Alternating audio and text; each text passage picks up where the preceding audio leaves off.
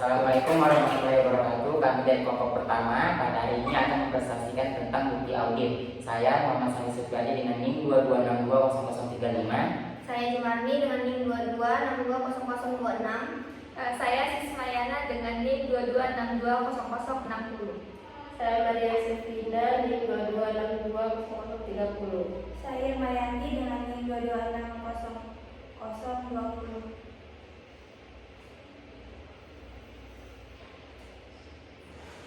Pertama, pengertian audit. Bukti audit adalah informasi yang digunakan oleh auditor untuk menentukan apakah informasi yang diaudit telah dinyatakan sesuai dengan kriteria yang diterapkan.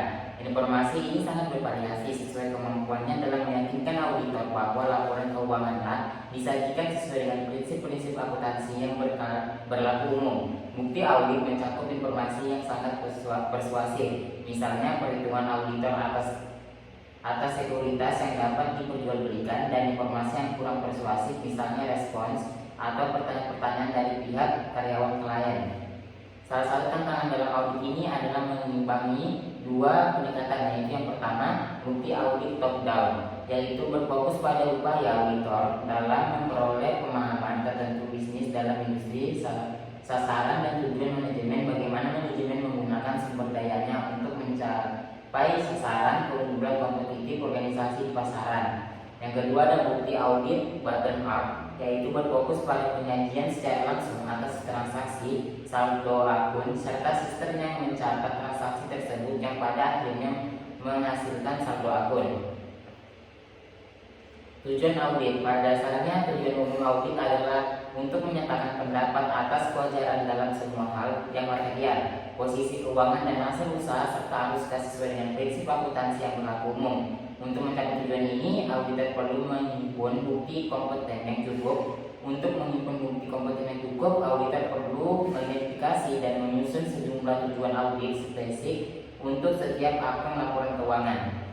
Asersi manajemen. Asersi adalah pernyataan yang dibuat oleh satu pihak yang secara implisit dimaksudkan untuk digunakan oleh pihak lain, pihak ketiga. Pernyataan tersebut dapat bersifat implisit atau eksplisit, serta dapat diklasifikasikan berdasarkan penggolongan besar sebagai berikut: asersi tentang keberadaan atau keterjadian, asersi tentang kelengkapan, hak dan kewajiban, penilaian atau alokasi, penyajian dan pengungkapan. Selanjutnya, standar pekerjaan lapangan. Bagian pertama yaitu dari standar pekerjaan lapangan. Sebagai tenaga profesional, maka seluruh pekerjaan harus dapat direncanakan dengan sebaik-baiknya, dan jika menggunakan asisten, maka harus disupervisi dengan semestinya.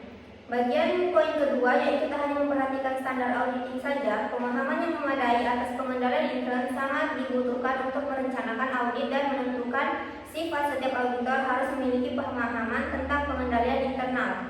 Bagian ketiga, merujuk pada bukti audit berkompetensi harus didapatkan dari inspeksi terhadap pengamatan, permintaan keterangan, dan konfirmasi untuk dasar yang relevan sehingga dapat menghasilkan pernyataan pendapat dari laporan keuangan yang telah diaudit. Selanjutnya, ukuran dan karakteristik populasi. Dalam pemeriksaan atas unsur-unsur tertentu, cukup tidaknya bukti. Selanjutnya, cukup tidaknya bukti berkaitan dengan kualitas bukti yang harus dikumpulkan oleh auditor. Pertimbangan profesional auditor memegang perencanaan yang penting. Ada beberapa faktor yang mempengaruhi pertimbangan auditor dalam menentukan cukup atau tidaknya bukti, yaitu materialitas dan risiko. Akun saldonya besar dalam laporan keuangan diperlakukan jumlah bukti audit yang lebih banyak bila dibandingkan dengan akun yang bersaldo tidak material. Yang kedua, faktor ekonomi. Pengumpulan bukti audit yang dilakukan oleh auditor dibatasi oleh faktor waktu dan biaya. Jika dengan pemeriksaan jumlah bukti audit yang lebih sedikit dapat diperoleh keyakinan yang sama fungsinya dengan pemeriksaan terhadap keseluruhan bukti. Selanjutnya, ukuran dan karakteristik populasi. Dalam pemeriksaan atas unsur tertentu, laporan keuangan auditor seringkali menggunakan sampling audit. Dan kompetensi bukti audit disebut kompeten sepanjang bukti tersebut konsisten dengan fakta, yaitu sah atau valid. Bukti yang dikembangkan dari sistem pengendalian yang efektif lebih kompeten dibandingkan dengan bukti yang diperoleh dari pengendalian yang lemah yang tidak ada pengendaliannya. Selanjutnya, kompetensi bukti audit bergantung pada beberapa faktor. Itu ada 4. Yang pertama, relevansi bukti, yaitu bukti audit yang relevan jika bukti tersebut jelas dan memiliki hubungan yang logis dan masuk akal. Yang kedua, ada sumber informasi bukti. Sumber informasinya sangat berpengaruh terhadap kompetensi bukti audit. Yang ketiga, ada ketetapan waktu. Kriteria ketetapan waktu berhubungan dengan tanggal pemakaian bukti audit. Dan yang terakhir, ada objektivitas. Bukti audit yang bersifat objektif lebih dipercaya atau dapat diandalkan dan kompeten daripada bukti yang bersifat subjektif. Selanjutnya, bukti audit sebagai dasar yang layak untuk menyatakan pendapat auditor. Ini juga ada 4. Yang pertama, pertimbangan profesional, yaitu merupakan salah satu faktor yang menentukan keseragaman penetapan mutu dan jumlah bukti. Yang kedua, pertimbangan profesional merupakan salah satu faktor yang menentukan keseragaman penerapan mutu dan jumlah bukti yang diperlukan dalam audit. Yang ketiga, kepemilikan publik versus terbatas, yang pada umumnya auditor memerlukan tingkat keyakinan yang lebih tinggi dalam audit atas laporan keuangan perusahaan publik. Yang keempat, ada kondisi keuangan, yaitu umumnya jika suatu perusahaan mengalami kesulitan keuangan dalam proses kebangkrutan, maka pihak-pihak yang berkepentingan akan meletakkan kesalahan di pundak auditor karena kegagalan auditor untuk memberikan peringatan sebelum mengenai memburuknya kondisi keuangan perusahaan. Tipe-tipe bukti audit. Yang pertama, tipe data akuntansi, yaitu dengan pengendalian intern sebagai bukti yang dibentuk dalam setiap kegiatan perusahaan dapat digunakan untuk mengecek ketelitian dan keandalan data akuntansi. Selanjutnya, catatan akuntansi sebagai bukti. Auditornya melakukan verifikasi terhadap suatu jumlah yang tercantum dalam laporan keuangan dengan melakukan penelusuran kembali jumlah tersebut melalui catatan akuntansi. Tipe yang kedua itu tipe informasi penguat, yaitu bukti fisik, di mana bukti audit yang diperoleh dengan cara inspeksi atau perhitungan aktiva berwujud. Kemudian ada bukti dokumenter. Bukti dokumenter ini adalah bukti yang terbuat dari kertas bertuliskan huruf dan atau angka atau simbol-simbol yang lain. Bukti dokumenternya dibagi menjadi tiga golongan. Yang pertama, bukti dokumenter yang dibuat oleh pihak luar yang bebas yang dikirimkan langsung kepada auditor. Kedua, buktinya yang dibuat pihak luar yang bebas yang disimpan dalam arsip klien. Dan yang terakhir, ada bukti dokumenter yang dibuat dan disimpan dalam organisasi klien. Selanjutnya, perhitungan sebagai bukti. Perhitungan yang dilakukan sendiri oleh auditor dapat berupa 1. Voting. Voting yaitu pembuktian ketelitian penjumlahan vertikal. Yang kedua, cross voting, yaitu pembuktian ketidaktelitian penjumlahan horizontal. Yang ketiga, pembuktian ketelitian perhitungan biaya depresiasi dengan cara menggunakan tarif depresiasi yang digunakan oleh klien. Yang keempat, pembuktian ketelitian penentuan taksiran kerugian piutang usaha, laba per saham yang beredar, taksiran pajak perseroan, dan lain-lain. Bagian D, bukti lisan. Dalam rangka mengumpulkan bukti, auditor banyak meminta keterangan secara lisan dari klien, terutama para manajer. Jawaban lisan yang diperoleh dari permintaan keterangan tersebut merupakan tipe bukti lisan. Selanjutnya, perbandingan. Untuk menentukan akun atau transaksi yang dipisahkan guna penyelidikan yang lebih intensif, auditor melakukan analisis terhadap perbandingan setiap aktiva, utang, penghasilan, dan biaya dengan saldo yang berkaitan dalam tahun sebelumnya. Selanjutnya, bukti dari spesialis. Spesialis adalah seorang atau perusahaan yang memiliki keahlian atau pengetahuan khusus dalam bidang selain akuntansi dan auditing.